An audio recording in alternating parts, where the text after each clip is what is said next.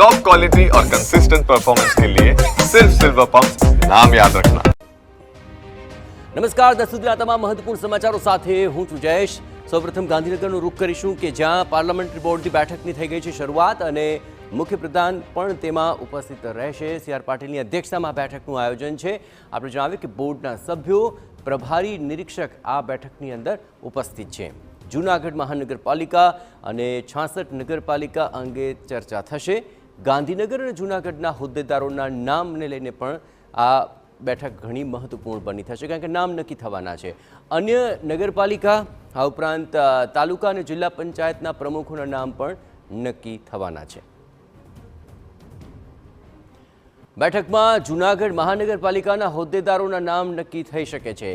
બુધવારે સવારે નામોની જાહેરાત થઈ શકે છે। જૂનાગઢના મેયર, સ્થાયી સમિતિના અધ્યક્ષના નામ પણ નક્કી થઈ શકે છે। ડેપ્યુટી મેયર, પક્ષના નેતાઓના નામો પર પણ અંતિમ મહોર લાગી શકે છે। તો આજની બેઠક એ અત્યંત મહત્વપૂર્ણ બની રહેશે। જૂનાગઢ મહાનગરપાલિકા અને 66 જેટલી નગરપાલિકાના મહત્વપૂર્ણ ચહેરાઓને ફાઇનલ કરવા માટે અને તેના માટે જ આ બેઠકનું આયોજન છે। આ ભાજપ પાર્લામેન્ટરી બોર્ડની બેઠક એ મુખ્યપ્રધાનના નિવાસસ્થાને તેનું આયોજન છે। બેઠક શરૂ થઈ ચૂકી છે અને ભાજપ પ્રદેશ પ્રમુખ સી આર પાટીલની અધ્યક્ષતામાં આ બેઠકની અંદર જૂનાગઢના મેયર, સ્થાયી સમિતિના અધ્યક્ષના નામ નક્કી થઈ જશે।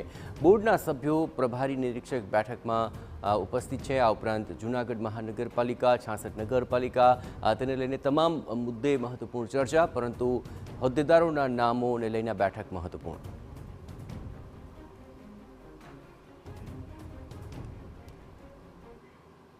અને આજ અંગે વધુ વિગતે વાત કરવા માટે જોડાઈ રહ્યા છે TV9 political editor Kinjal Mishra. Kinjal, આખરે હોદ્દેદારોના નામ આજ રોજ નક્કી થશે।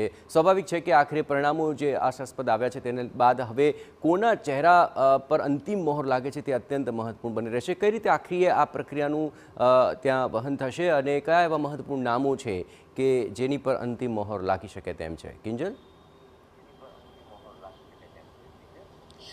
जी बिल्कुल, बात કરવામાં આવે તો આ વખતે જે નગરપાલિકા, મહાનગરપાલિકા, તાલુકા પંચાયત અને જે જિલ્લા પંચાયત છે તેને લઈ અને આ જે બેઠક જે ચાલી રહી છે તેની અંદર મંથન છે તે થઈ રહ્યું છે। 9 વાગ્યાથી બેઠકનો જે દોર છે તે શરૂ થઈ ચૂક્યો છે। સૌથી મહત્વપૂર્ણ જૂનાગઢ મહાનગરપાલિકા છે તે માનવામાં આવી રહ્યું છે, કેમ કે જૂનાગઢ મહાનગરપાલિકા પ્રથમ વખત અસ્તિત્વમાં આવી છે અને ત્યાં મેયર અને ડેપ્યુટી મેયરના નામને લઈને ચર્ચા છે તે થશે। ગાંધીનગર તાલુકા પંચાયત બાદ સીધું જૂનાગઢ મહાનગરપાલિકા માટે ચર્ચા છે તે થવાની છે।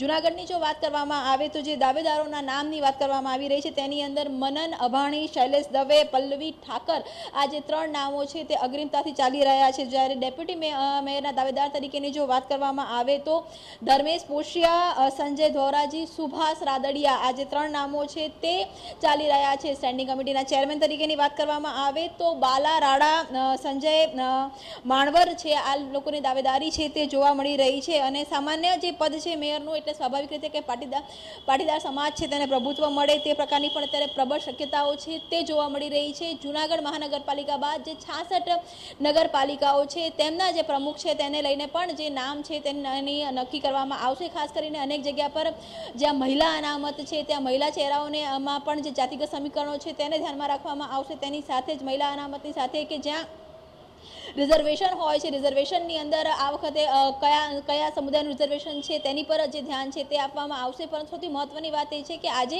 મોડી રાત સુધીમાં પાર્લામેન્ટરી બોર્ડ તમામ જે નામો છે તે ક્લિયર કરે તેવી પૂરેપૂરી શક્યતાઓ છે, કારણ કે જે 5 માર્ચની વાત કરવામાં આવે તો 5 માર્ચ એ અંતિમ દિવસ છે કે જ્યારે તમામ નગરપાલિકાઓ છે, તાલુકા પંચાયત છે, જિલ્લા પંચાયત છે કે મહાનગરપાલિકા છે તેમણે પોતાનું બોર્ડ બોલાવવાનું છે અને બોર્ડની અંદર સત્તાવાર રીતે નામોની જાહેરાત કરવાની છે। તો તેવા સંજોગોમાં આજે મોડી રાત સુધીમાં તમામ નગરપાલિકા, તાલુકા પંચાયત, જિલ્લા પંચાયત અને મહાનગરપાલિકાના જે નામો છે તે ક્લિયર થાય તેવું લાગી રહ્યું છે।